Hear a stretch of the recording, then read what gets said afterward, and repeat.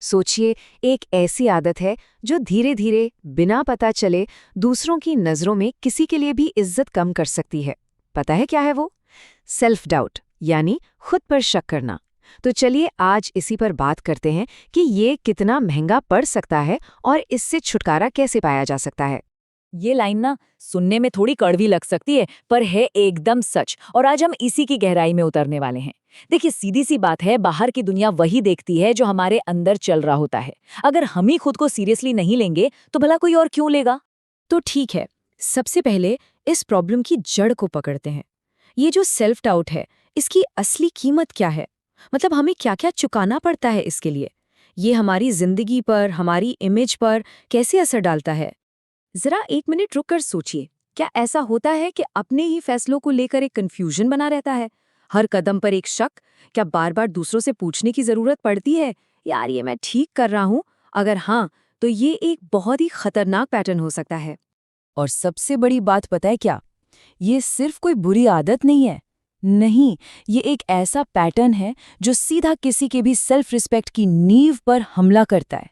हर बार, हर एक बार जब कोई खुद पर शक करता है तो वो अपनी ही नज़रों में अपनी वैल्यू थोड़ी और गिरा देता है।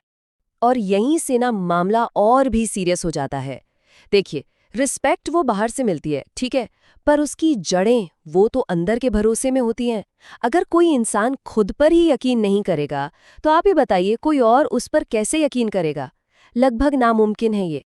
ये एकदम क्लियर है। एक तरफ है कॉन्फिडेंस, ये एक चुंबक, एक मैग्नेट की तरह है जो रिस्पेक्ट और मौकों को अपनी तरफ खींचता है।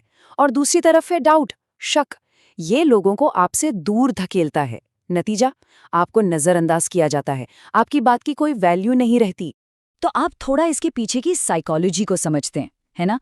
कि लोग आखिर कैसे बिना सोचे समझे हमारे कॉन्फिडेंस लेवल को जज कर लेते हैं।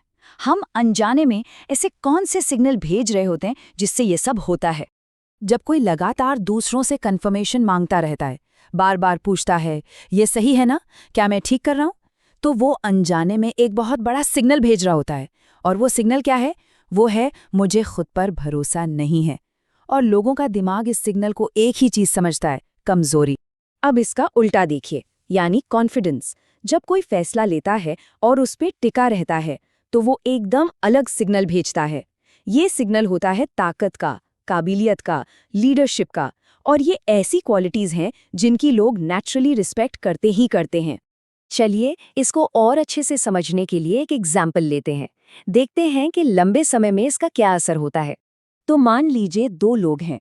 एक है जो हमेशा कंफ्यूज रहता है, हर एक किसी से पूछता फिरता है कि क्या करना चाहिए। और दूसरा है जो सोच समझकर अपना फैसला लेता है और फिर उस पर अड़ा रहता है। अब आप सोचिए, समय के साथ क्या होगा?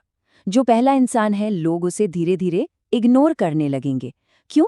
क्योंकि कोई भी ऐसे लीडर को फॉलो नहीं करना चाहता जिसे खुद पर ही भरोसा ना हो। वही जो दूसरा है, उसकी इज्जत बढ़ती जाएगी क्योंकि उसका कॉन्फिडेंस उसकी ताकत बन जाता है। तो अच्छी खबर ये है कि ये कोई परमानेंट सिचुएशन नहीं है। ऐसा नहीं है कि इसे बदला नहीं जा सकता। रिस्पेक्ट को वापस हासिल किया जा सकता है।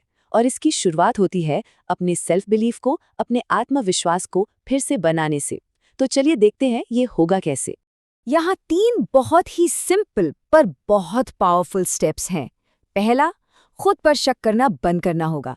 अपने अंदर की उस आवाज को पहचानिए और उसे शांत करना सीखिए। दूसरा, अपने फैसलों पर भरोसा करना शुरू कीजिए। छोटे छोटे फैसले लीजिए और उन पर टिके रहिए, नतीजा चाहे जो भी हो। और तीसरा, दूसरों से अप्रूवल लेने की आदत को कम कीजिए, एक्टिवली कम कीजिए। और आखिर में सारी बात बस एक चीज पर आकर रुकती है। याद रखिए, असली पावर पैसे या पोजीशन में नहीं होती। असली पावर होती है खुद पर अटूट विश्वास में। ये वो नींव है जिस पर कामयाबी की हर मंजिल खड़ी होती है। तो इस पूरी बातचीत को इस एक आखिरी सोच के साथ खत्म करते हैं। जब कोई सच में अपने ऊपर, अपने फैसलों पर यकीन करना शुरू कर देता है ना, तो एक कमाल का बदलाव आता है। वो इंसान एक ऐसी शक्ति बन जाता है जिसे कोई इग्नोर नहीं कर सकता। दुनिया को वो कॉन्फिडेंस दिखाई देता है और फिर रिस्पेक्ट अपने आप मिलती है।